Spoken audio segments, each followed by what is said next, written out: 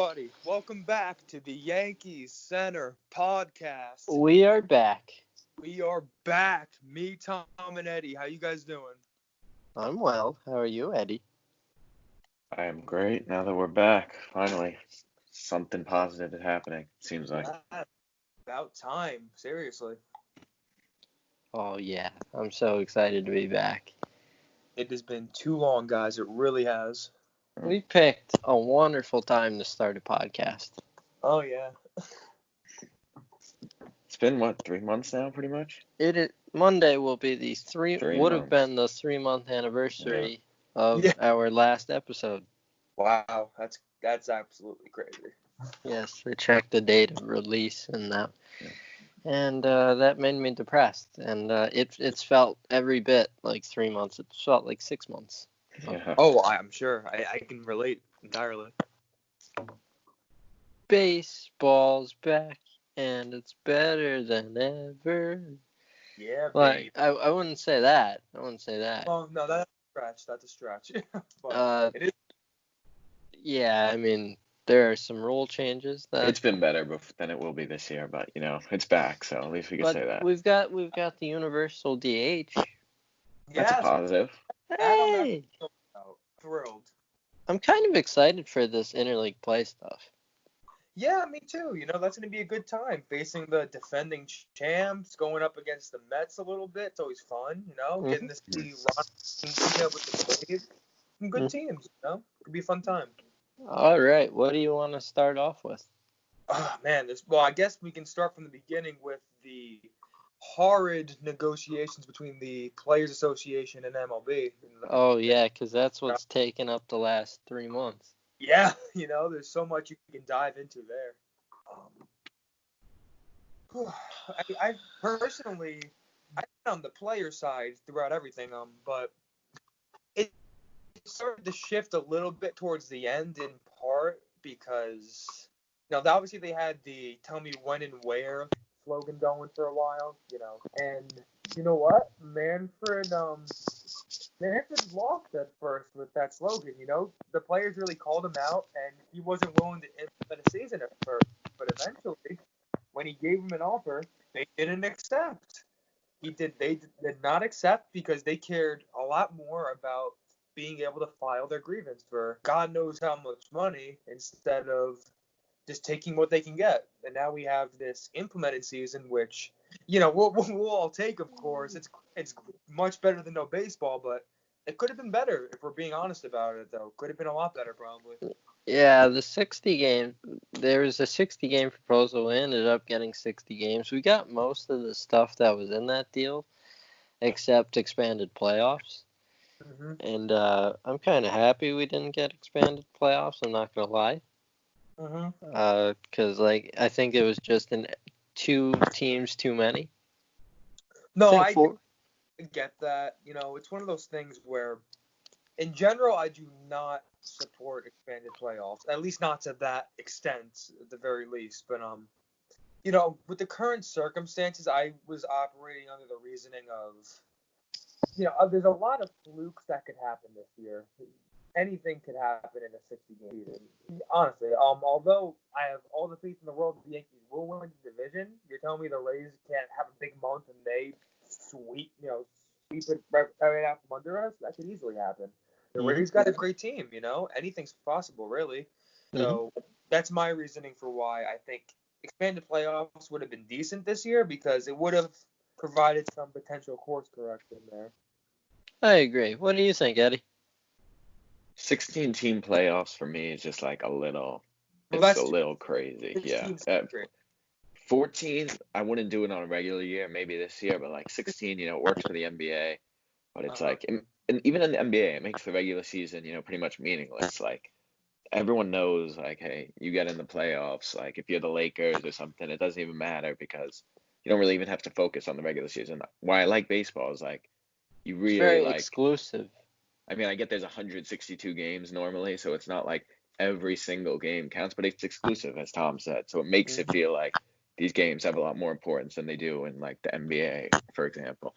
So that's why I would be against that in the future. But there are only 3 division winners, and if you don't win your division, the only way you can make the playoffs is by playing a 1-game wild card, in which your season can end in one swoop.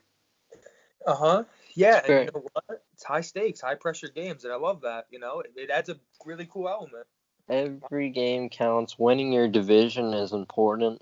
I just like this better, and home field advantage is really important too. Oh, absolutely. We saw over the last couple of years with the Yankees how big of a role that could play, especially back in 2017. The Yankees didn't even lose 1 game at home in the postseason that year. They were unbeatable at Yankee Stadium. That just shows you. If they had that extra game, they might have won. You know, and playing in Houston definitely makes an advantage for the Astros. Oh, they're another team we got to talk about actually, because with the rules in place this season with COVID, we can't fight. Can't fight. It's one of the most disappointing things I've ever heard. You see, it's interesting because there's a benefit to it maybe as well. I don't know, because pitchers might be able to low key drill these guys every now and then, and the Astros can't fight back. So they're just gonna have to take it for the most part, you know. So I can maybe see that logic under some players, but I don't know. Either way, you're gonna have something, you know. Mm-hmm. Yeah.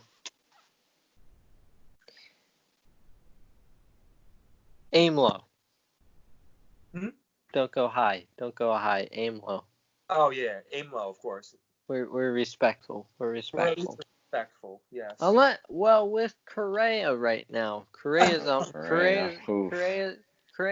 my list because he made a snarky comment about the whole letter stuff. Oh, that was. And it's like, it's like, dude, it doesn't. This wasn't a green light for you to start talking. Exactly. Because you were like the first one to get caught. So even if the Yankees did something, still you have no right to talk. Which they were legally proved to not have done anything wrong. But 2 wrongs don't make a right, first of all. So even if we did, hypothetically, it still doesn't absolve the Astros of what they did. Of course not. No. So shut the fuck up. Summed up pretty well, not gonna lie. They just have no right. It pisses me off. I can't even get into it because it just pisses me off. And everyone wants to drag the Yankees in because everyone hates the Yankees. So whatever way to find that, hey, maybe the Yankees did something wrong. They're looking to get us. They are the fans. I mean, there are fans, millions of fans that are anxious for us to go down, and that's fine. The letter talk died down pretty quick. I didn't think it was going to die down as quick as it did. I thought that was going to be a talking point for a while now, because until that letter's open, I was expecting everyone to say, oh, why won't they open it? It's obvious they cheated.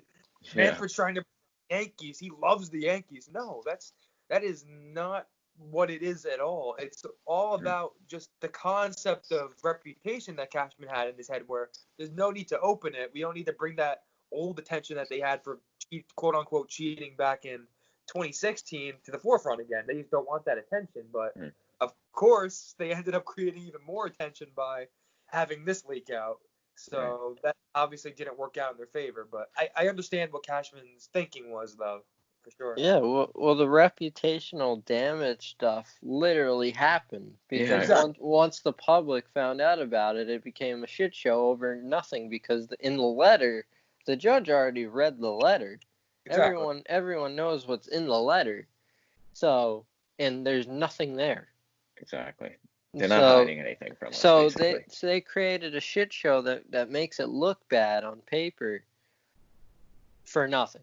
There's nothing in there that we don't want the letter to be released. Yeah, to prove our innocence, because I know that there's nothing in there, and everyone is like, "Oh, let's see the letter." People are going to be very disappointed if they see the letter. Perfectly fine with it. Absolutely. The Yankees have done nothing wrong in recent years. There's nothing to suggest they did. And as for the Astros, again, like you said, they cheated, and regardless of what we did, it does not absolve what they did. And these Astros players, they're just such jerks, all of them. It pisses me off beyond belief. It really does. And the Yankees, I don't think they would have talked so much crap if they cheated. Exactly. I really don't. Exactly. Because if they're not dumb.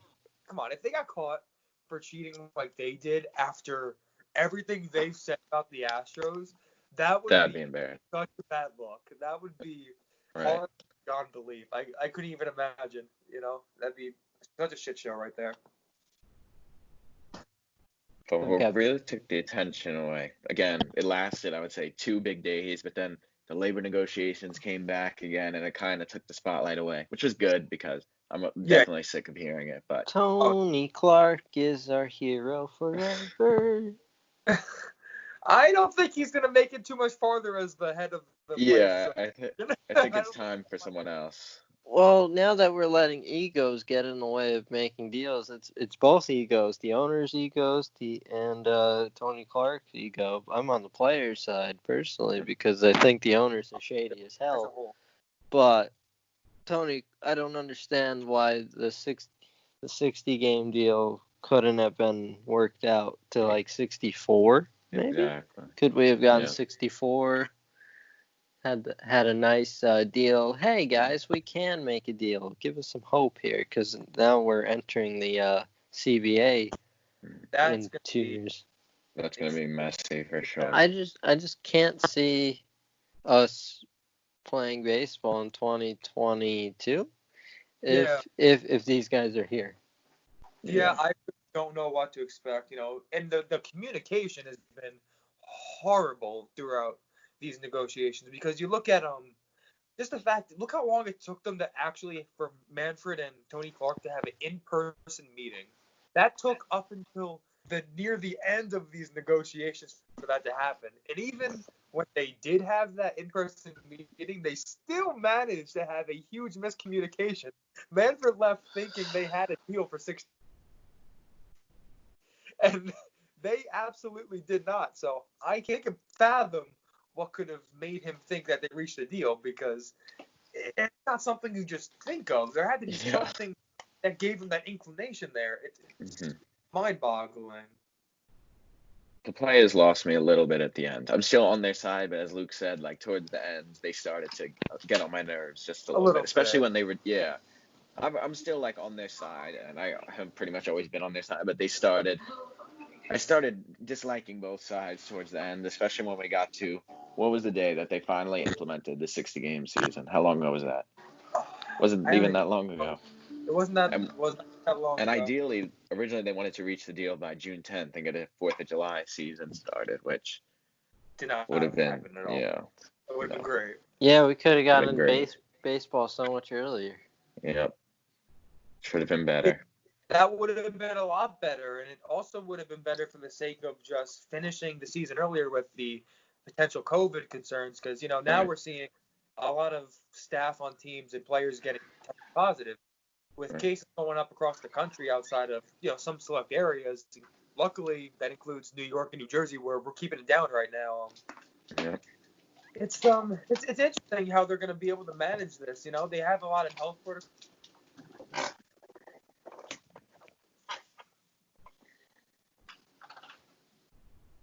Luke? Yeah. Did Luke die?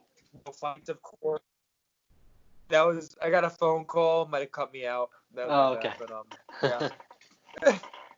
There's a lot of health protocols.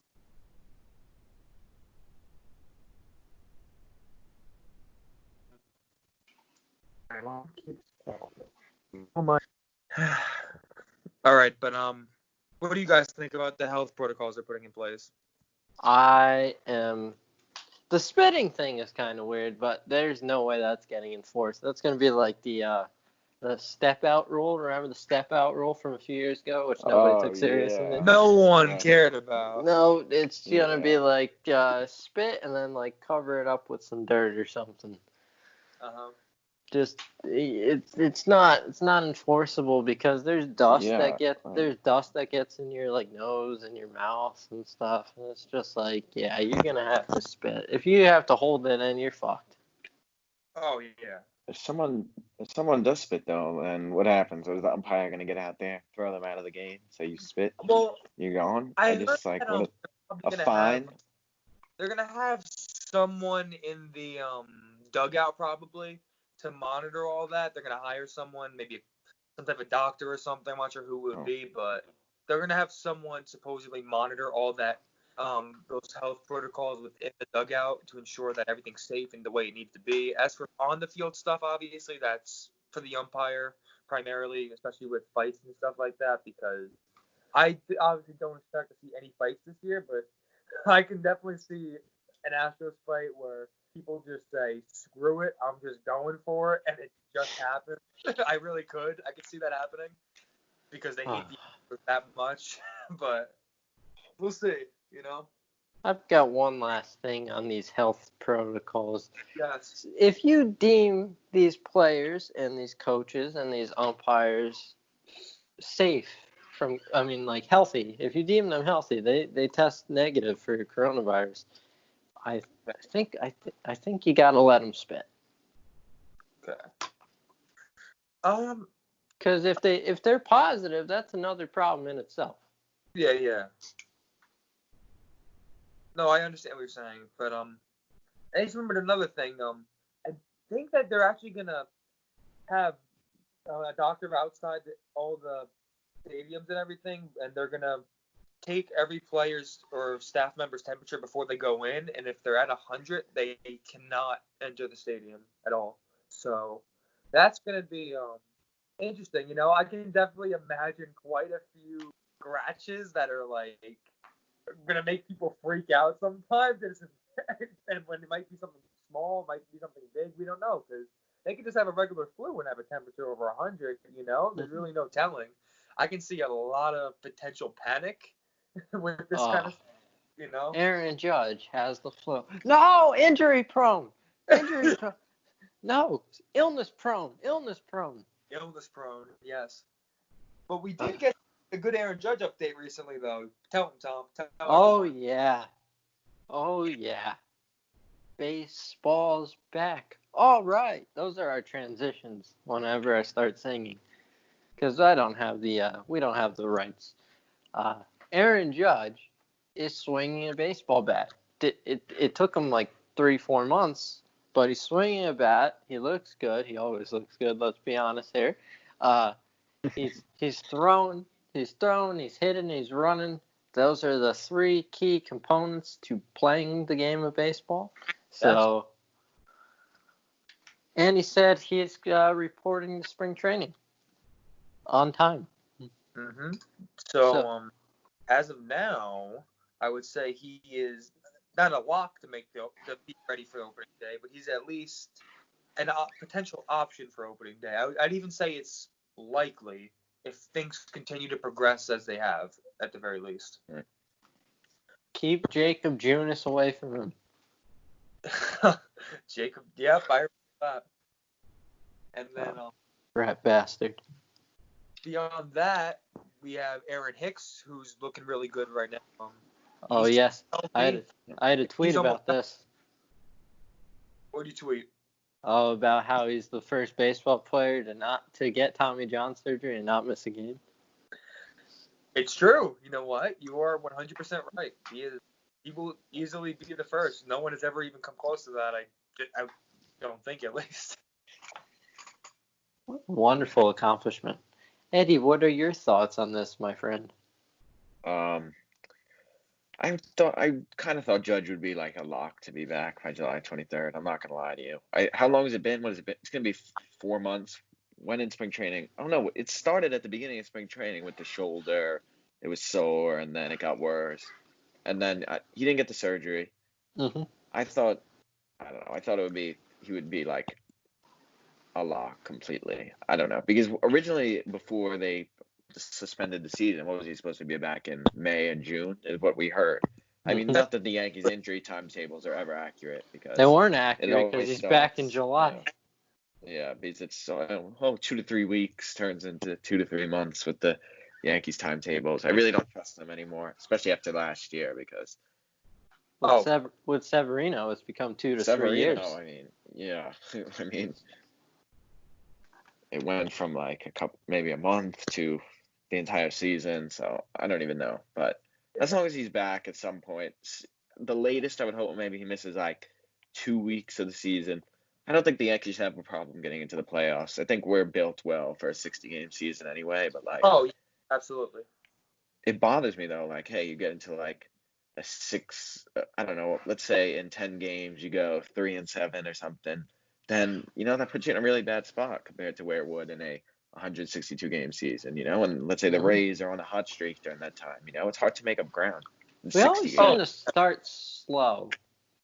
Right, which we really can't afford to start slow this year. Can you imagine if we had could lose one the of first those game if we had to? But can you imagine if we have one of those 2018 runs where we won like 20 games in a row or something like that? We went like 20-1 or something. Let's just hope we don't have anything even close to that old West Coast trip from a few years back. Oh my God. 2017. That would be bad this year. Something like that. My God. That was like the week from hell. Yeah, that was awful. I remember we were rolling. Chris Carter closed his eyes. Chris Carter. Yeah. That's what set it off, because we won the first game. Judge hit the game-winning homer to right center field on a slider. I remember. Yes, I do. Scott Boras was like right behind it. I don't want to talk about it. All right. It was bomb too. Then the next game, CeCe's pitching. Chris Carter, we're winning the game by like 1 run. CeCe was pitching, yes. And Chris Carter had a ground ball, and he closed his eyes, and it clanked off his glove, and the tying run scored. CeCe got hurt because of the extra pitches, and that just had a chain reaction, and then everything went to hell. Yeah, that pretty much sums that up, like Tyler Clippard too. You just can't afford as much this year. And think about Yankees Twitter right now. Yankees Twitter is very bipolar. They can go from the happiest group of fans to the absolute most disgusting fans like that when we're in a slump. And now this year, every game really is gonna feel like it counts. Dude, imagine, like half our fan base doesn't even like Aaron Judge right now. If other fans heard that half our fan base doesn't like Aaron Judge, they would be so confused, because obviously he's one of the best players in baseball. It's just, fans are nuts. They really are. When it comes to Yankees fans, I love them because I'm a Yankees fan myself. There's a lot of great ones out there, but there's also a lot of bad ones. Edward? Yeah. I know. The Judge hate is just, it's not cool. This is an MVP candidate. I can't lie. I do get annoyed sometimes when he gets hurt, and he does get hurt a lot. But I can't blame the guy. You think he's like, just gonna hurt my what does he have, a punctured lung or something? Or, yeah. I'm just gonna puncture my lung and sit out a couple months. Yeah. Like I know he doesn't do it on purpose. It's unfortunate. He's a big guy. He's gonna be a little more prone to injuries sometimes. But you know what? When he's on the field, he's one of the most valuable players in baseball. So. Of course. And now that he's healed, he's all good. Yeah. So now, with everyone, at least outside of Severino, almost 100% healthy, what do you guys thinking the team's going to look like from top to bottom? Remember, it's 30-man rosters, so to start the season, that'll be very interesting to say the least. Clint didn't make my roster when I was writing it. Even for the 30-man? He didn't make it. Mike Ford made it. So I'm gonna do the rundown, because I quit. I don't know what the regular lineup's gonna be. Yeah. Oh, I do. I'm Aaron Boone, bitch. Okay. Leading off, playing second base, DJ LeMahieu. Dun dun dun. Now, if Judge is healthy, playing right field, batting second, which we assume, and batting third. The third spot's kind of weird. That can go either way, but I put Voit at third because of his OBP. Okay, that's so good. Glaber's fifth. So Stanton is fourth, playing DH. Glaber is fifth at shortstop. Okay. I put Gary sixth at catcher, Hicks seventh at center field, Urshela eighth, at third base, and then ninth I put either Gardner or Tauchman. I'm gonna say Gardner because they love Gardy. So Gardner's playing left field, batting ninth. Then your starting rotation, time to get horny. Garrett Cole. Oh, baby. Number one. Oh, that gets it going. Yep. Okay. Now, our number two will be James Paxton. Right. Number two, Austin Powers. Number two. Number three, Masahiro Tanaka. Oh, yes. Yeah. Tank, baby. Tank it up. All right. Our four, I'm going to say J. Happ is going to be fourth. And then our number five is Jordan Montgomery. I'm really excited to watch him pitch because he was hitting 95 in spring training. Right. And it's like if we have a 95-mile-per-hour sinker baller, we just added Zach Britton again. All right. Now, I could do the bullpen or the bench. Choose. Go bullpen. Bullpen. Dun, dun, dun. At closer, we've got Aroldis Chapman. Yes. Our setup guy will be Zach Britton. Our middle relievers will be Adam Ottavino, Tommy Kahnle, and Chad Green. Chad Green will also be an opener. All right. Also, some kind of Swiss Army knives that we have are Jonathan Loaizaga. You got Luis Sessa. Yep. You got Sessa's a lock to make the team. Oh, totally. You also got some fringe guys that I expect to make it now that the rosters are expanded, like Ben Heller and Jonathan Holder, and that's really about it. I think. Then the bench, we need 5 guys for the bench, and those 5 men are at catcher Kyle Higashioka, gonna need the backup catcher. At infield/outfield. We've got Tyler Wade. Yeah. Then we've got Miguel Andujar as the bench DH. And, that was a shot. I'm sorry. At first base, got Mike Ford. And then there's one more guy that I'm missing. And I know who it is. It's not Clint Frazier. Oh. Wow. It's not Clint Frazier. It's Mike Tauchman. That must have hurt. Oh, Mike Tauchman. Mike Tauchman, right? I forgot about. And that's your roster. Because you have to, what are we going to do? Send fucking Tauchman down to AAA for Clint? No. If you were the GM, then yes, that's what they would do. But since you don't run the team. I would intentionally break someone's leg so Clint can make the team. That roster sounds just about right, I think. I think that's pretty much what we're going to see on opening day, especially with the... Oh, we could also have Michael King make it in some capacity.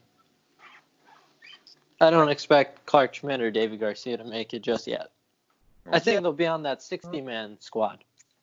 Yeah, there's going to be a lot of guys. I think with those extra arms in the bullpen, they're probably going to go with a lot of guys that could give a lot of length more so than anything, if I had to guess, because in general, that's something they're really going to value, especially early on in the season. I'm not sure what their plan is exactly yet, because when pitchers get revved up to start the season, obviously they throw less pitches to begin with, but the routine might be a little different this year because we're starting in late July. A lot of these guys are probably pretty, they're already there for the most part, and you're going to get more reps in now over the next month. So, bro, we're going to need Garrett Cole to get it going quick, too. That's a big ask. That's my point. So, with that said, they might not even need long relievers as much, but they're probably still going to try to utilize them anyway, maybe as openers in some cases. I don't know. It's going to be really weird. And then beyond that, like I said, we got the extra inning rules now where Tyler Wade in particular come into place, which I hate, by the way. I really don't like these extra inning rules. We'll go into detail about it now. Tom, would you like to explain them? The DH rule? No, the extra inning rules. I don't like them. First of all, they're gonna start runner on second after the 10th, right? Or after the 9th. Yeah, after the 9th. Oh my God. So yeah, they're starting. They're doing some dumb shit. That's all I can say. They're gonna start a runner on second. This could ruin a perfect game, by the way. If someone's throwing a perfect game and it's tied in the in extra innings, your no hitter. I mean, your perfect game is gone. First of all, that's what I'm gonna say. But still, they're starting a runner off on second with 0 outs, and it's an attempt to get the game over with quicker. So yeah, I don't like it. Don't want it. Don't need it. Yeah, I definitely don't want that either. I don't think this is an actual rule, but I'm pretty sure they did talk about it at least. They've had it in the minors. Eyes, right? Was that talked about? I think it was talked about. Yeah. I just don't like it. I don't like it. I keep thinking about it. I'm trying to think about baseball's potential perspective on it, and I definitely don't like the guy on second base to start innings. I think that's absolutely ridiculous. I really do. Like, if you're gonna do that, don't do it at all. But if you're gonna put a runner on base, why not put them on first at least? Why you have I like that. Like, scoring position is just too much because bunt, sac fly. Bunt, sac fly. They win the game. That's it. Or you get a nice little blue single, well placed. Game's over. Like, that becomes way too easy of a game to win. If you put them on first base, at least, it makes it a bit more difficult to get that run in. I just hate starting a guy in scoring position. That just takes out so much of the game. And in all likelihood, unless the teams are really just sucking, it's going to end with an inning or two at most, I would think, right? I agree. Edward? All right. Here's a scenario, right? Let's just say they keep repeating the bunt and then sac fly, and they just keep executing it perfectly. What if that just keeps going on? I mean, it's not like the hardest thing to do to just bunt and sac fly, you know? I mean, it's unlikely that would keep repeating itself. And I mean, if it keeps happening, then I mean, they might be making it longer than they would make a regular game. Should have just made it a home run derby. Yeah. Or at least be more fun. Oh, yeah. Fair enough. Well, the NHL has shootouts. Yeah. Is this rule in effect for the postseason? It better not be, or else I'll kill it's not going to be. I don't think. Thank God. That would be infuriating. Oh man. I would love to see the Mad Dog ran on that. That would be something, man. I can't even. One day we might be heading there. I hope not, but that would be horrible beyond belief. Hopefully never. It just hurts the integrity of the game. It really does. And you got to keep in mind, another thing I was thinking of too, when you look at it like the Yankees, how many of those guys are really even going to try to bunt, though, in those scenarios? Like, only a handful. That's true. Like, maybe DJ. Hicks, Gardner, DJ, maybe Gleyber probably could bunt, but I don't. Would. Someone that couldn't bunt that I thought always could before he became a Yankee was Didi. He never could bunt. That just made me sad just thinking about it. Maybe Urshela can drop down a bunt. Yeah. Remember when A-Rod on Sunday Night Baseball was yelling at Kendrys Morales to bunt? Yeah. Yeah. Like he was ever gonna do that. I listened to our last episode last night, and you mentioned that in the last episode. So you just mentioned it. I was just thinking. You just mentioned it in back-to-back episodes 3 months apart. Oh man. Kendrys, you don't want Kendrys Morales bunting. Yeah, no, that was not a good idea. No. Sorry, he sucked. He sucked. And he kept bad. saying it like 7 different times. Like, no, please, we don't. Kendrys Morales can't hit. He can't bunt. I'm glad that he that couldn't that even. ended. He couldn't even move. He was so past his prime. Yeah. Oddly enough, though, I will always remember his third deck home run because I almost never see third deck home runs. That was a bomb, and then that was like his one hit. Like, it's so random. Like, I'm gonna tell my kids one day, you ever seen a ball hit in third deck? I'll be like, oh yeah, Kendrys Morales. Yeah. I remember, I think it was like Russell Branyan hit one off of Javier Vasquez that still hasn't landed. God. That was in like two. Yeah. Oh, that was like in 2010, man. So random. Got him old. And then these rule changes, obviously, none of us support them, and I don't think any real fan of baseball supports them, honestly. I don't think so. But, for this year, it's what we have to live with. But the one benefit, I guess, for fans with no deal being reached is that there's going to be none of that in 2021, presumably. And there's definitely going to be no universal DH, although I wish that would stay for 2021. Yep. I've heard it's going to stay.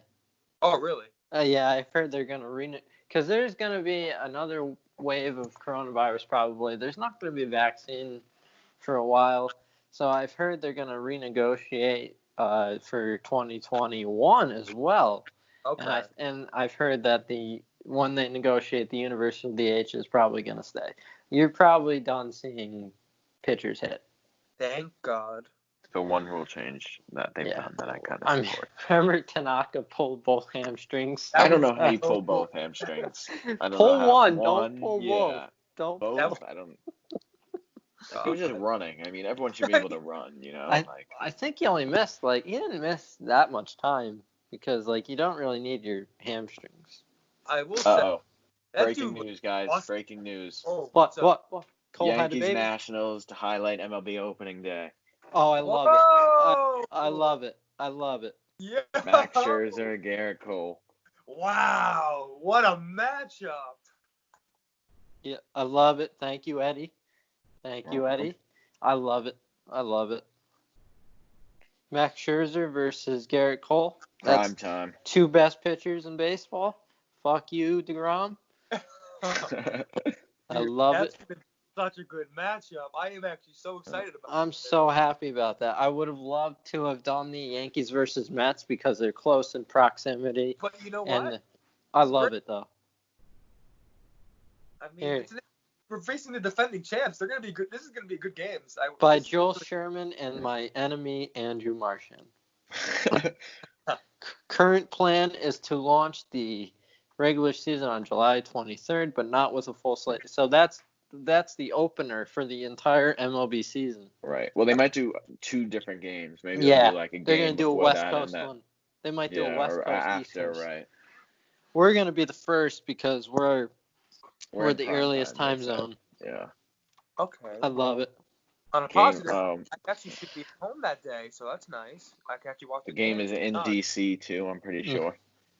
Oh fuck. Yeah. That makes sense because they won the World Series, I guess.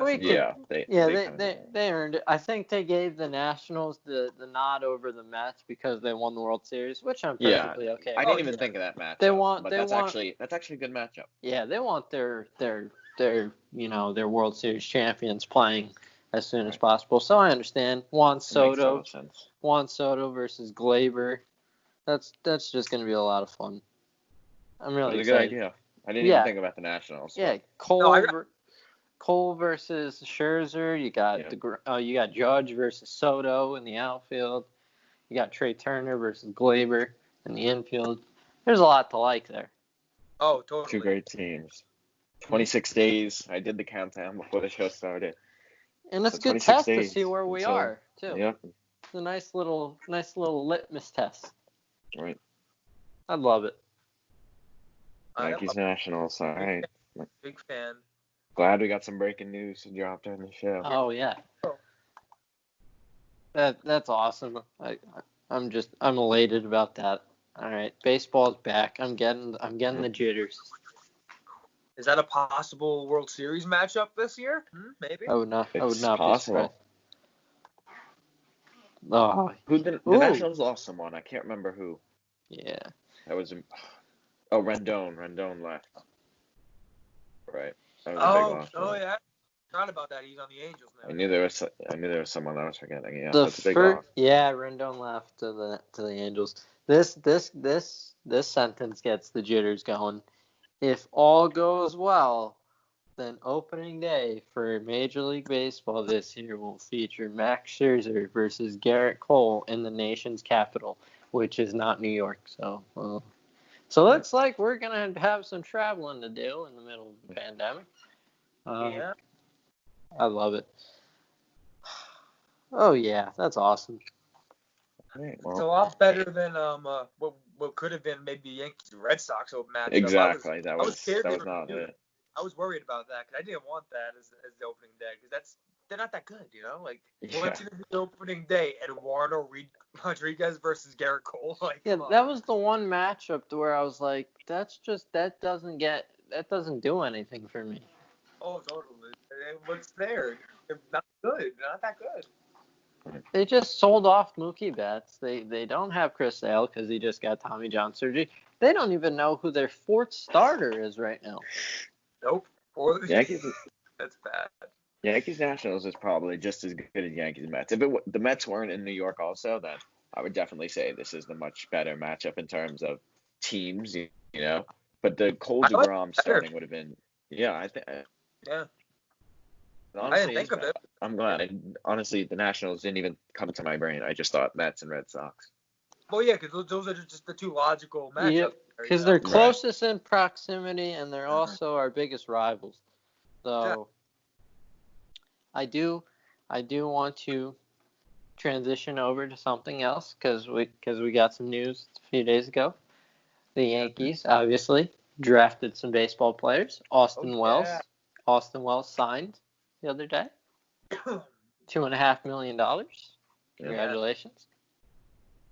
So we just wanted to get that mentioned. He's a catcher that can't actually play catcher, but he can hit. Yankees actually had a really good draft, you know. They didn't get a second round pick because of signing Garrett Cole. Obviously worth it. And, worth it? Yeah, I think it was. Definitely worth it. And with that said, the Yankees really made the best of their picks. I mean, Austin Wells, you know, Jim Callis was saying he might be one of the best all-around bats in that entire draft class. He's up there. Dude rakes. The dude rakes, and he has some versatility despite the concerns as a catcher. But you know, some think he might be able to stick there. And Yankees got some great coaches, so maybe he could stick there. We don't know yet, but we're gonna have to wait and see with that. But beyond him, we got Beck Way in the third round. I really love that pick because he was fourth round pick, and he was expected to potentially go a lot higher, maybe in the second or third round. You know, this dude has a lot of projection. You know, some think he could be a number 2, number 3 starter at his ceiling, honestly, which would be phenomenal out of the fourth round. You don't really find those gems too often, but Yankees might have found one. Beck Way, yes, Way. And what was their second and third round pick? Was it Trevor? It was something. Yes. Yeah. Trevor Hauber. Okay. Second baseman / outfielder, who just raked in college, and they're like, yeah, we can bring him in. Yankees went for those college bats that rake, and you know what? I can't really knock it. I really can't. 3 picks, 3 college players. Fuck you, high school bitches. And then you look at what the I do want to touch on this because this really did fascinate me. What the Red Sox did in the draft, I thought that was really smart. Yes. They went with Nick York in the first round. Which was surprising. Very surprising. Stunned everybody because he was not expected to go in the first round. He was expected to go a lot later, and they had a plan though. He was considered to be one of the better high school bats, actually, if not the best high school bat, supposedly. So, you look at that, you know, you think, maybe not a bad pick.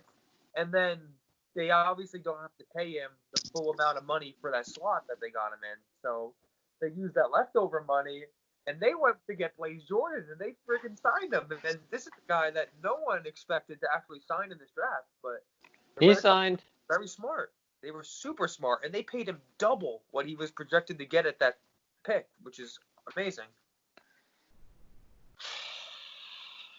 We're going to hate the kid now. Oh, we're going to hate him. We're definitely going to hate him. And I love him, too. I've been watching that dude for years on those home run derby videos or whatever, and the dude hits bombs. He hits 500-foot bombs. Like, it's unbelievable how much raw power that kid has. And as he continues to grow into his body, gets into the weight room more, works with the Red Sox trainers, God only knows how much he's going to terrorize the Yankees in the coming years. I hope he gets fat. I can see that happening. But then again, he might become like a Prince Fielder fat, which would be good. Fuck me, man. And then he'll get traded once the Red Sox decide they don't want to pay him. I will have to tip my cap to the Red Sox for that draft because we all doubted them. Said they were idiots, but they might have been the smartest out of everybody. They got Blaze Jordan. We got Austin Wells. Okay, we win. It'll be nice to see those Austin Wells, Blaze Jordan matchups in a few years. That'd be nice. Austin Wells has been traded for international signing money. Don't speak those words. Oh, yeah. So, what else would you like to discuss, my friends? There's much to discuss, but let's see. What can we touch on next? There's something in particular I want to talk about, but it's slipping my mind now. Crap. Would it have to do with the roster? It might have, but I'm not sure actually. Are you talking about the 60-man taxi squad and who might make it? Yes, actually, that's one of the things I did want to touch on. Thank you for that. Do you think Jason Dominguez is gonna make it? Yes. Oh man, we got a 17-year-old major leaguer. I this way. They even said with the Tigers, Spencer Torkelson, the first overall pick, he's gonna most likely be on that 60-man. I think most of the first round is gonna be involved there because they don't want them to have a full lost year of development. It's really exactly for those top prospects to keep here. So someone like Jason Dominguez that is so important for the Yankees' future and is possibly a future superstar. You can't let him have a lost year. He's got to be on that 60-man squad. Get Austin Wells up here too. I think that's definitely a possibility too, honestly. There's a dude outside my house that just scared the shit out of me. Oh. I just had like a mini heart attack, so if I die, I just want you guys to know. All right, thanks for the update. Jason Dominguez is the best. Oh, Dominguez is a god. He's a Martian. He's from another world. He's literally not human. I can't even imagine what that dude's gonna be one day. I really can't wait till till he gets to actually play any minor league games with the Yankees, and I get to see the kind of numbers he gets to put up because they're gonna be otherworldly at some point. There might be a learning curve. I don't know, but I'm not gonna panic regardless because I know how much talent the dude has. It's always nice when your comparisons are Mickey Mantle and Mike Trout. Literally two of my favorite players of all time right there. He plays baseball. Well, they did compare Clint Frazier's bat speed. Okay, you know what? That is true. There's no need to be an asshole. I'm sorry, Tom. I did not mean to disrespect Clint.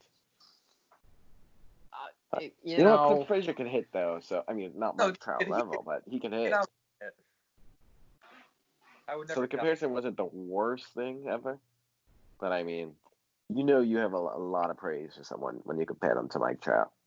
That's a high bar, buddy. And Clint was more highly touted than Gleyber was when we got him at first. Well, Gleyber, and then Gleyber really got.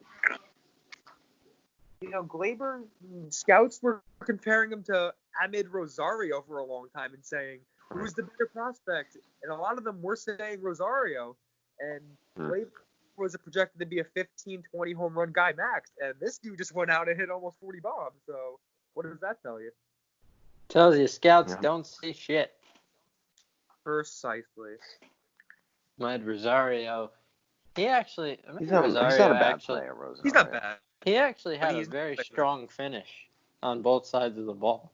I think Rosario is just he one of those guys. He did have a good second half, I remember. Yeah, I think he's just one of those guys that's still in his development phase. Yeah. He's not nearly as close to being a finished product like Gleyber is. Gleyber just needs to fix his defense, and then it'll be pretty much. Yeah, on the offensive end, Gleyber's pretty much not a finished product. His OBP could go up a little bit more. Yeah, he can still keep getting better, I think, but he's at a point where he's close enough to being a finished product where the numbers are all-star worthy. Yeah, and they're gonna be, I think, MVP worthy very soon because the dude's only 23 and he just keeps getting better and better every year. I mean, the first season he played, he was he probably bat like what 270, 260, 20 home runs or something.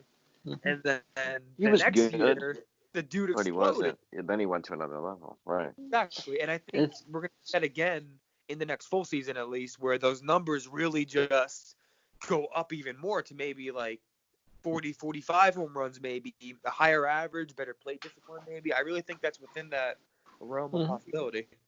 Oh yeah. It's just all about the defense now. Once the defense gets cleaned up just a little bit, just clean it up, just play average defense at shortstop or second base, and you've got yourself like an all-star there. So you've got not an all-star. He's already been an all-star. You've got yourself an MVP candidate. Right.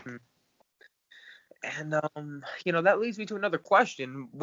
How do you guys feel, or rather, how concerned are you about Gleyber's defense at shortstop next year? Because he's going to be there the entire season. Baseball Reference actually did some corrections to their defensive run save stats.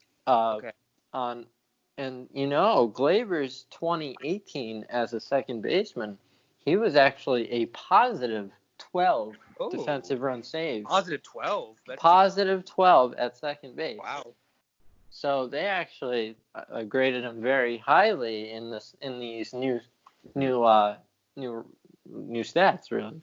Gleyber has good range, at second, especially at second base. Second base, I always thought he had good range. Yeah, so he was a positive 12. Now, at shortstop, it seemed like he was most comfortable there, which is weird. But I think he could play an adequate shortstop and help you win games on both sides of the ball. Yeah, I would agree with that. What do you think, Eddie? He's not going to be a insane defender over there. He's but not I think he's serviceable, Simmons. Of course. Yeah, and he's also not Miguel Andujar, so right. No offense, I feel like we take some shots at him. Those are like the two extremes. That's like as bad as you can get and as good as you can get. And he's I'm not just expecting he's somewhere in the middle. Right. Yeah. I'm not expecting insaneness, but at the same time, I'm not expecting awful. Somewhere in the middle. If he finishes with 0 defensive runs saved, that's good. It's average. Yeah. That is perfectly adequate defense because he didn't cost you anything. He didn't save you anything. He played perfectly solid defense and hit 40 home runs probably. Yeah, I definitely agree with that. I don't think that Gleyber's going to be a huge liability over there. I think he's just going to continue to progress more and more. I'm sure he's been putting in a ton of work during this quarantine to continue to improve on defense, and I'm not really overly worried about him. I know some people are. I'm not one of them. And, the Yankees defense in general, I think it's going to be pretty good next year when you really go around the horn because, at third base we'll have Gio, who obviously, despite what some of the nerds might say, he's fucking good. He is really good at third base. Even his metrics are pretty decent too. They got better when they changed them up a bit. Some websites have him lower, I think, but I think he's definitely up there with the defenders at third base in the league. And then beyond him, you have DJ at second, no glove second baseman. Catcher, well, okay, to be fair, our catcher, Gary, he's not as bad as people say, but he's obviously nothing special. No, he's not.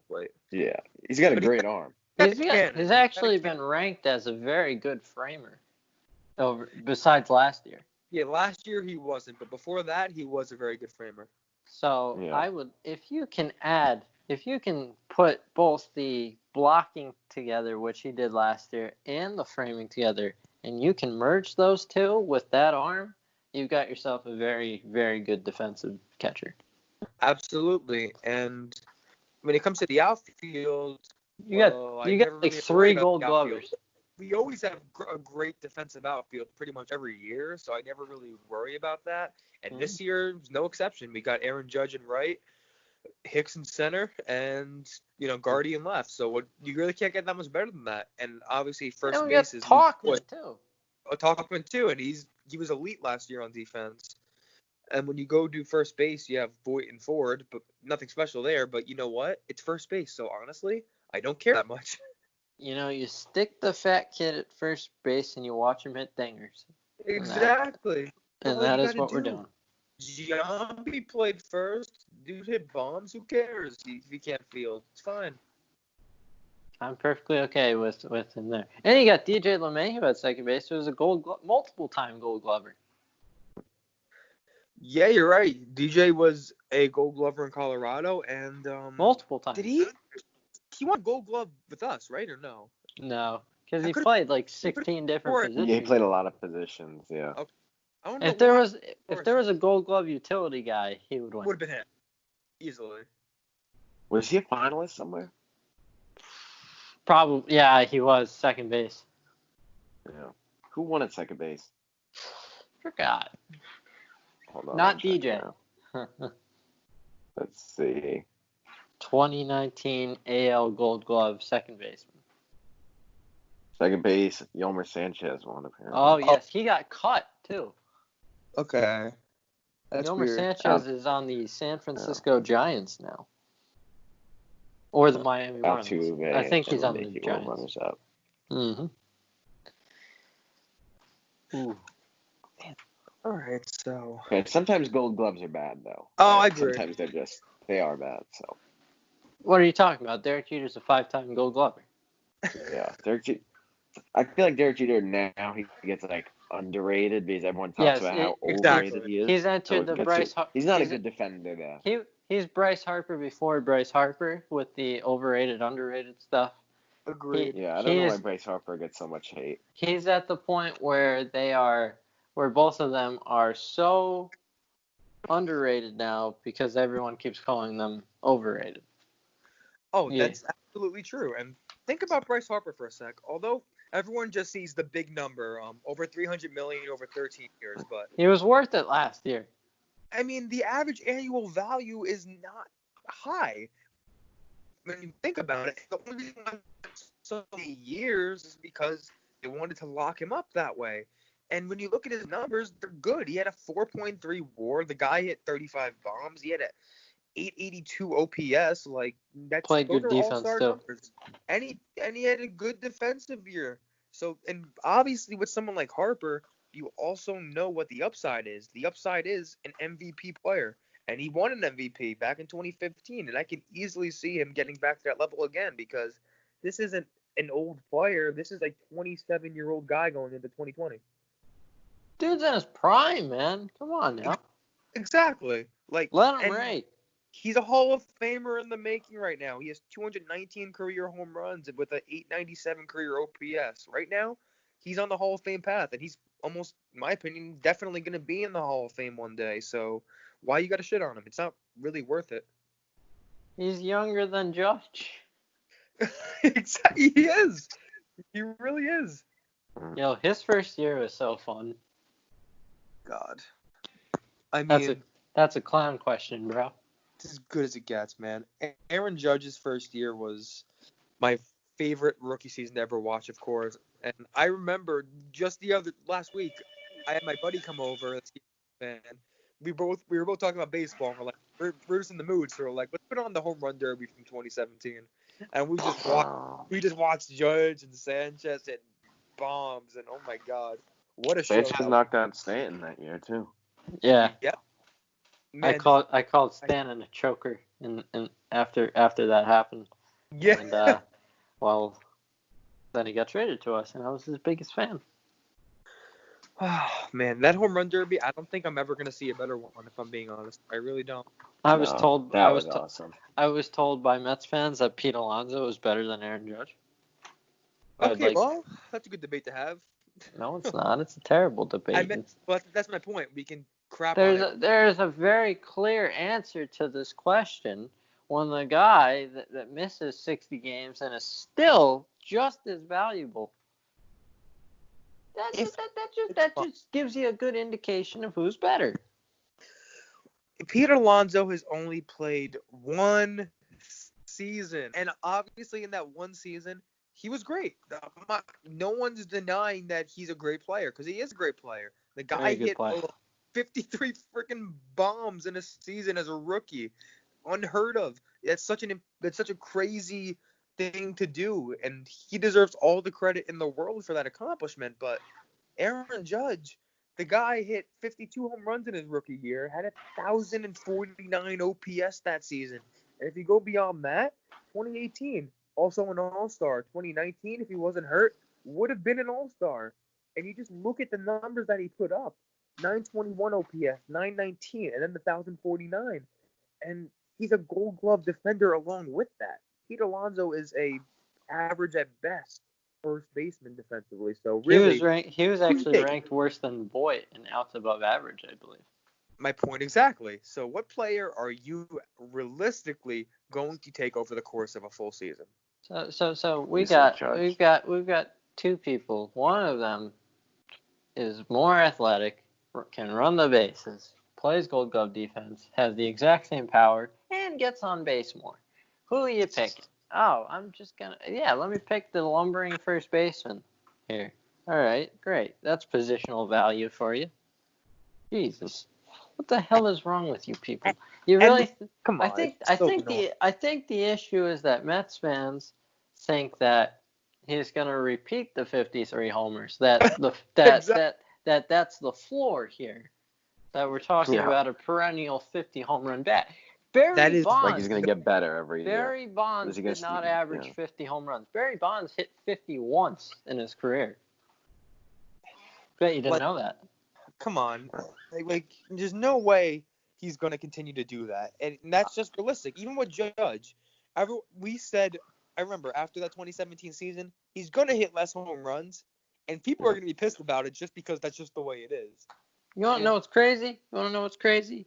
Dude just hit 50 home runs. So this is probably his peak. That was probably the peak season that he will ever have power-wise. All right? His OPS was only like 10 points higher than Judge's 2019 OPS. That says literally everything right there. Like, come on. Right. Alonso is not as good as Judge.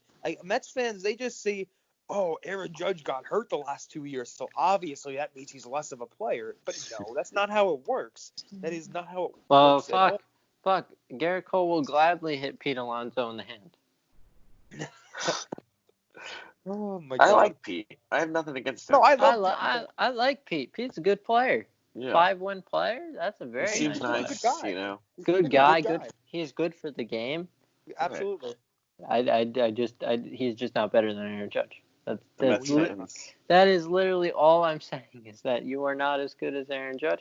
He doesn't claim to be as good as Aaron Judge. His fans do. They're just wrong. Oh, also I have a recommendation for you people. Yes. You lovely people. You know those black Yankee T-shirts with the they're more like, are they like navy blue or are they like black? I'm gonna say black. You know, okay. with the number and the name on the back. Oh, the black jerseys. Yeah. Yes, the black. Mm-hmm. Yeah, everyone knows them. Everyone has them. I highly recommend upgrading to the Nike ones. I got a Nike Garrett Cole one, because they used to be made by Majestic, as we all know. But now they have a new deal with Nike. I highly recommend upgrading to Nike. It's just a better fabric. They don't chip, because after a few washes. Yeah, these start to chip. The Nike ones are made of better material. Okay. I have an Ellsbury one. I don't know if you guys want that one. I almost gave that one away. Actually. Oh, I've got a funny story. Really I've got a funny story about that. I was just 2014, right? I was just about to buy one in Modell's. Okay, I was just about to buy a Jacoby Ellsbury one in Modell's. Right when that happens, my dentist calls me and says you have to come in. So my dentist, the thing I hate the most, besides pretty women, saved me from buying Jacoby Ellsbury's jersey. God, my old one, I remember I used to wear it all the time when he was first a Yankee, and then maybe a year or two ago, my ex took me to a Yankees game, and she didn't have any Yankee shirts. I'm like, take this one. And she's like, why this one? I'm like, just don't worry about it. Don't ask questions. I don't want He's the best player on the team. I jokingly did say that, actually. She believes it. I think 2011 Ellsbury would have been the best player on the team. He would have. Actually, 2011. He was on the Yankees. Yeah, he was. He came second in MVP voting, I think, that year. Yeah, yep. Justin Verlander. And he missed time. He missed time that year. But you know what? I did buy an Aaron Judge jersey at the end of the 2016 season. I felt the big year coming after that. I was a big fan. I always liked Judge, even before I got in an argument year. in winter 2016. I got in an argument with a Scranton Wilkes-Barre Rail Riders beat writer about whether Judge was ready or not. I was actually on Judge's side that he was ready, and it was the beat writer who was saying maybe he should start in AAA. I'm like, nah, let's just have him up. I think he proved all he needed to prove in AAA. No, he was a AAA, and really when it came to Judge, me and my friend would talk about this too. If he didn't make that adjustment with his stance, he wouldn't even be close to the player he is today. And that's the reality of it. That change he made totally changed him as a hitter, because he got exposed in 2016 when he got called up. When he had that old stance, they really were able to just shut that dude down. He couldn't do much, but with that revamped stance in 2017, they could not figure him out for their lives. They had no idea how to pitch to the dude, and he went 2 months without hitting almost any home runs, and he still managed to finish with the 52 home runs that year. Like, if he actually had just decent months those 2 months, he legitimately would have hit 60. Oof. Think about how crazy that is. Giancarlo Stanton finished needed one home run for 60. That's so sad. And that son of a bitch couldn't hit it. That depressed me so much to this day. We haven't had a clean 60 home run hitter since Barry Bonds. I'm not gonna lie, there was multiple times in the last 5 years where if I was the GM, Severino, Judge, Gary, they all would have been traded. There's all been times where I know I've tweeted about getting rid of them. I've seen the tweets. I've gone back. Yeah. Because I wanted Cole Hamels in 2015, but we didn't get him. What did they want again?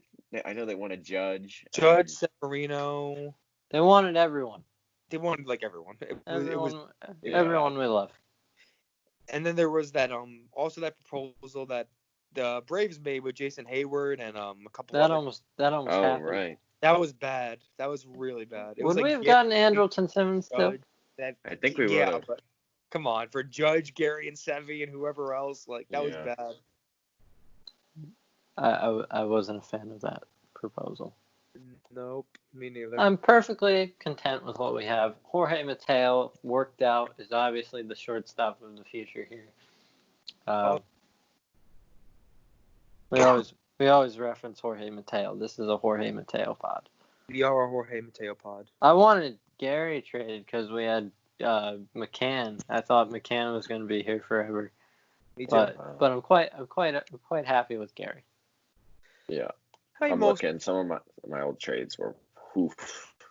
Yeah, I even remember this one. The only reason I talked about Gary, the only reason I talked about Gary getting traded was because we had McCann. I thought the 5-year deal meant that he was going to be here for a long time. No, yeah, me too. But hey, it worked out. 15 years later, here we are. Absolutely. Is there anything else that we need to discuss? I guess we can go with our predictions for the 2020 season. Now, with the new schedule, we can go with leaders for the Yankees, or you can even go leaders in MLB. You can do any prediction you want, however many, whatever. Go for it. I have one. Right. Okay. Giancarlo Stanton will lead baseball in home runs. Crap. You took mine. Yeah. Yep. That was all ours. Because we all saw what he did in 2017 in like a 2-month span. So where he was hitting a home run literally every day. Okay? So Imagine if he goes on a run like that. So really, he's just a healthy run away from just going off. All right. Well, now I got to think a little more. Oh, Garrett Cole's going to lead the league in strikeouts too. Yeah, both are very possible. That's for sure. Well, it literally happened. Both of these things happened. So well, yeah, you're right. I'm using precedent here to determine my predictions. Fair enough. I think Luis Severino is going to lead the league in ERA. A 0 ERA, pretty good, right? That's true. He will lead. Don't make me sad. Don't make me sad. Minimum 0 innings pitched. Then technically, I'm leading the league in ERA too. All right, I have a bold one, maybe. I don't know. I kind of made this prediction already in the past, but I still stand by it, even more with the shortened season. I have a gut feeling that the Reds are still going to win the Central. Ooh, I like that. I like that. Right. Well, actually, we'll wait. AL Central's in there now. But the divisions are still separate, so no, we're good, yeah. So I think Reds will still win the NL Central. I have a gut feeling, man. And I think in a shortened season, there's going to be a limited amount of teams looking to make trades. But they've been aggressive, really, over the course of the last year, really. And I think they're going to make a push for anyone that's available that could help them. And I think that, and just the talented roster they have already, they're going to push through in that division. They're going to end up surprising. I'm going to stick with that. Ooh, I've got a big one too, but Eddie, you go. All right, let's go with this. This is going to be a National League prediction. I'm going to say that the Padres slide into a wild card spot. Wow. Ooh. I've got a playoff prediction too. Oh, yeah. I like the Padres one, first of all. Good job, Eddie. Okay. I'm going to predict the first wild card will be the Rays, obviously. But the second wild card is going to blow your mind. Oh, no. I'm scared. I think I have an idea. But I want to hear. I don't want to spoil it. By the end of the season, we are going to have a two-way tie for the second wild card spot between the Chicago White Sox and the Toronto Blue Jays. Whoa! Wow, interesting. Whoa! Let's slow this down a little here. That's right. Tom, explain yourself. I want to hear this. So, what's there to explain? So they're going to finish tied. They are going to finish tied for the second wild card spot. They're going to have a tiebreaker game to see who gets to play the wild card game, and so we're going to have just more baseball. So you said that they're going to play the Rays, right?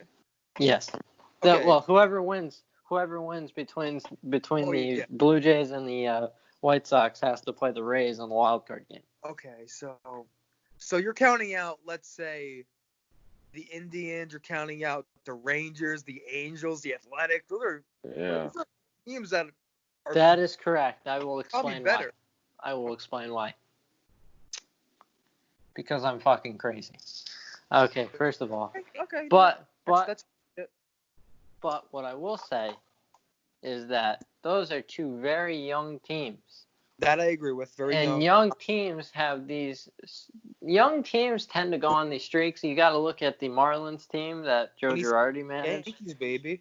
Yeah, they're very young teams. So really, these young players with loads of potential sometimes play up to their potential for short spurts.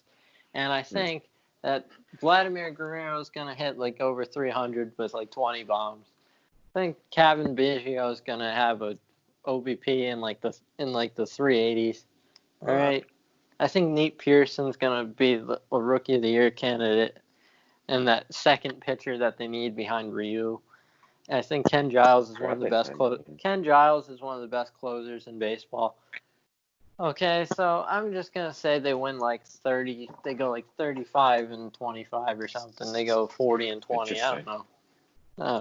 Well, I can definitely understand your reasoning. That is a very talented team at the very least, high upside. I do think that they can at least make that kind of run in a shortened year. Absolutely, I think that's very possible. There is something that I want. Yes. Those teams that you mentioned, the Indians, the A's, the Angels. I want them all to tie by the end of the year. I want a full like 6-way tie. That'd be hilarious. That would be baseball heaven for me. The more baseball in like sudden death scenarios, the better. As long as we're not involved in that, yeah. What's your predictions for the Yankees record this year, then? Probably like 42-17, 42 and 18. I'm gonna go 40-20. Yeah, 40-20. All right, I'll go a little high, 44-16. That would be nice. That would be really nice. That would be a great record. That should definitely be enough to win the division. That would have. I feel like the Rays are gonna be right behind us. Rays scare me. We're gonna have to beat them in our matchups. Actually. Yeah. I think the Rays are going to slightly underperform. Mm-hmm. Yes. You want to know why? Yeah. Because Charlie Morton's old. Okay, you know what? I see decline. It could happen. I am predicting decline. If he declines, I do think that will be a huge issue for that team, unless someone steps up, maybe like a Brendan McKay or something. But you got to keep in mind that is a team with a really, really great farm system still. Like they can really, if they call up guys, it could change a lot of shit, even if guys underperform. Oh, Mr. Pick. Here he is, ready to start. Filthy stuff. Kind of looks like Randy Johnson. Not gonna lie, kind of scares the shit out of me. Okay, they've got young pitching talent. That's my prediction. Yeah, they have Luzardo. They got some solid skill there. If their starting pitchers at least step up a bit to be even just an average rotation, I'd say it's possible because their lineup is very good. They probably have like the best defensive combo at first and third base with Matt Olson and Matt Chapman. Those two are really good players. And then you got Marcus Semien at short. You got Chris Davis with the K, of course. Laureano in center. Yeah, it's a very good team all around. I think they can definitely take down the Astros. Chris Davis is gonna have a bounce back year.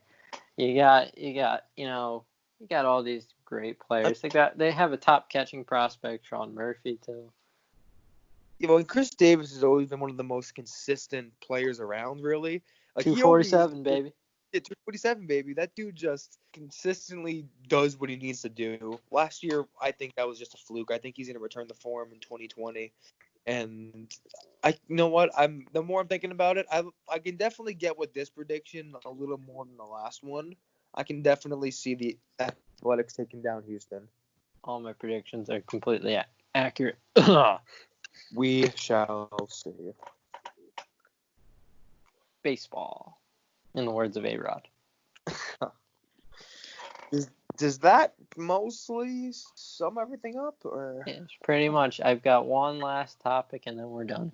Yeah, go for it. What has been the craziest experience this quarantine? Oh. Yeah, think about this for a sec. I don't think I had too many, but.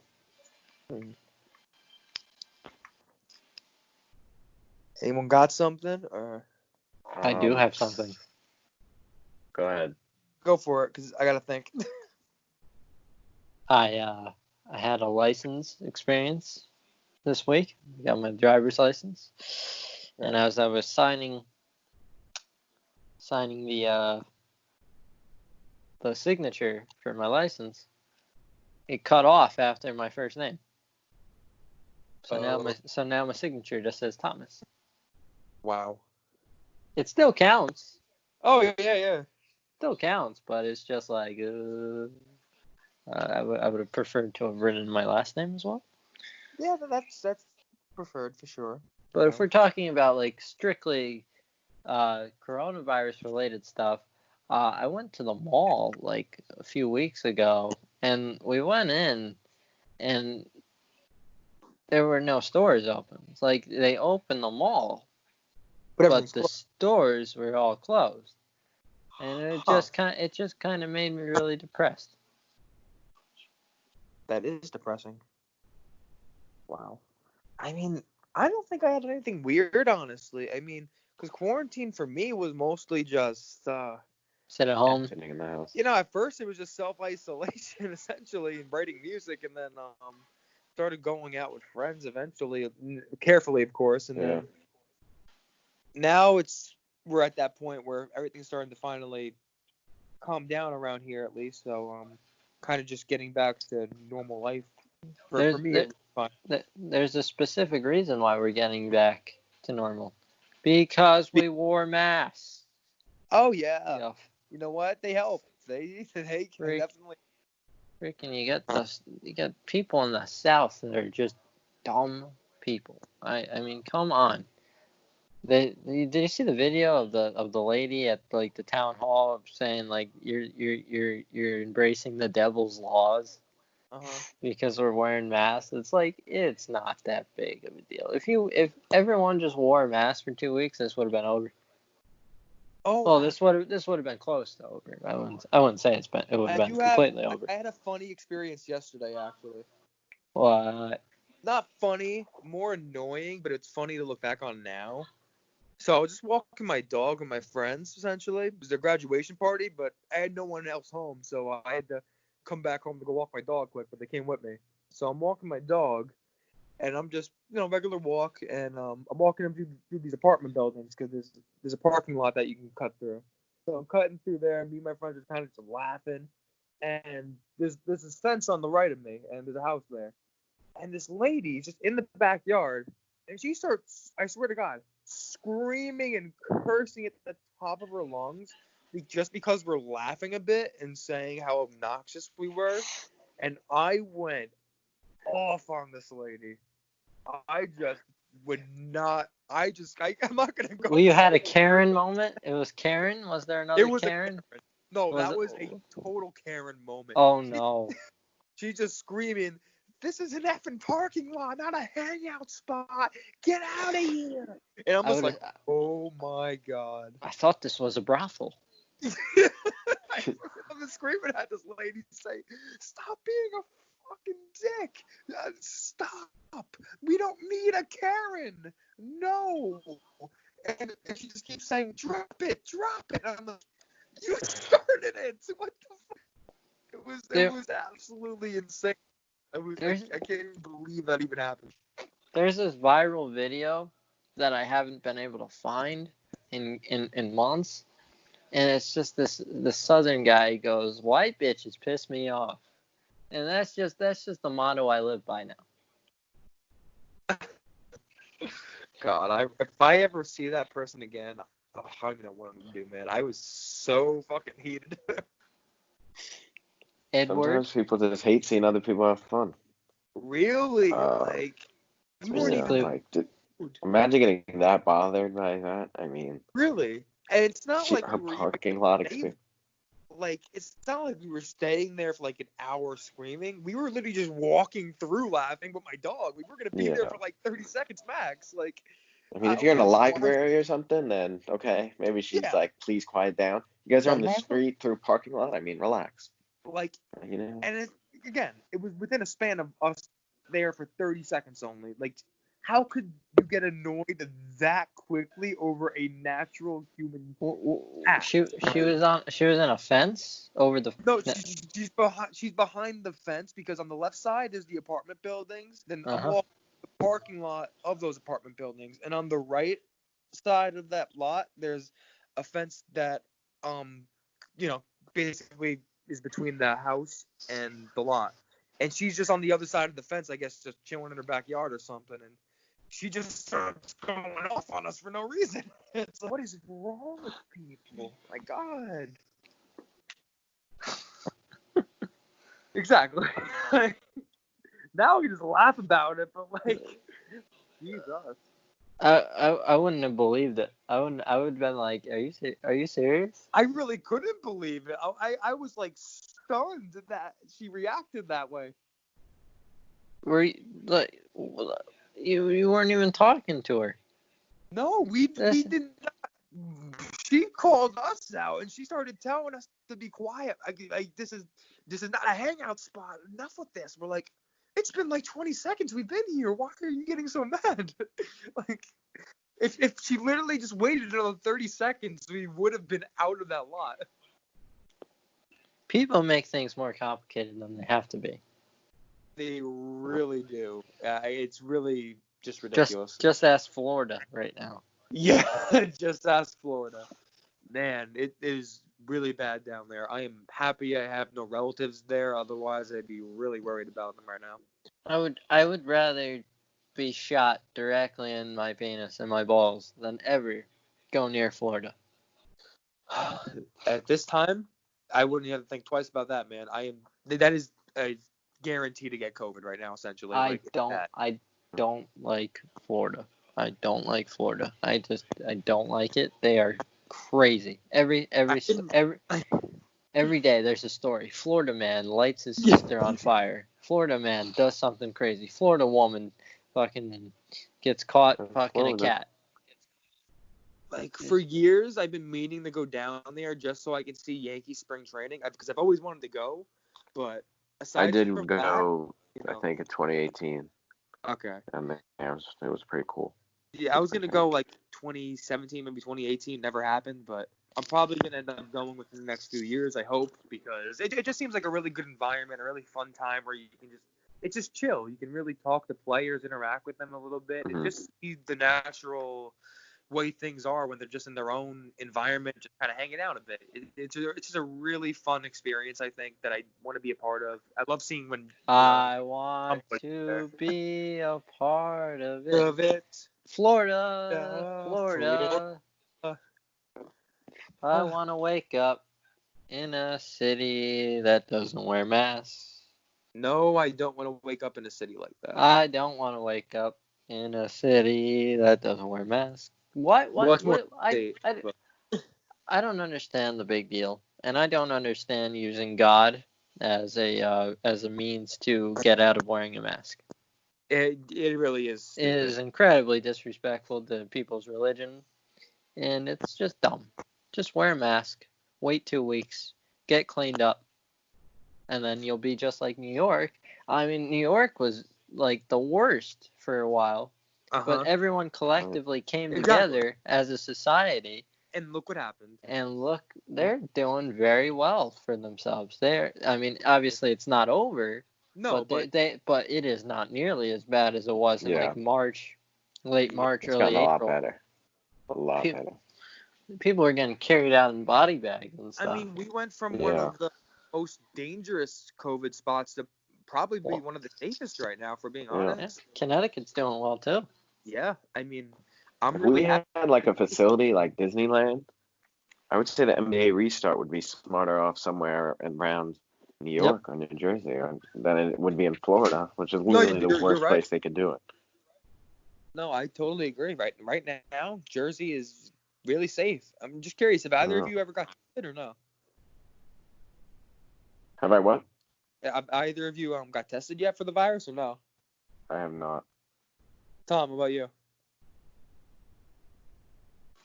I'm back. Back. I have not been tested. Okay. I actually did, just because this band rehearsals again. We all agree we should probably get tested just to be sure, because we're gonna be in a close environment for a while. But that's true. It's a pretty. I'm just happy it wasn't the swab test. That would not have been fun. Yeah, I mean, test. Thankfully, I haven't had any symptoms, and nobody in my family has had any symptoms. But I wouldn't be against getting a test. I'm 97% sure I'm okay. Yeah. I'm luckily I'm negative as of last week, so I don't have to worry about that right now. But I'm just gonna hope that things continue to get better, and for the sake of the country, and of course, so we can get some baseball back, baby. Pete Alonso doesn't wash his hands. Damn. 26 days. Yeah. I love how we got the Yankees Nationals news as we were recording. Yeah. We got like a live reaction. Some baseball people. I know. Oh, God, that was a lot of Absolutely. And we will probably continue again next week with the show. We can finally just keep it steady. Hell yeah. And also we're gonna try getting some guests on over the next. We've got an entire guest list of we have a guest list. It's in my Google Docs. It's a fun guest list. It really is. Oh yeah. Well, guys, it has been a pleasure as always. It has been a pleasure. You guys next week, all right? All right. Yeah, good talking with you. Everyone stay safe out there. Yep. All right. Goodbye, everybody. All right. See you guys. All right.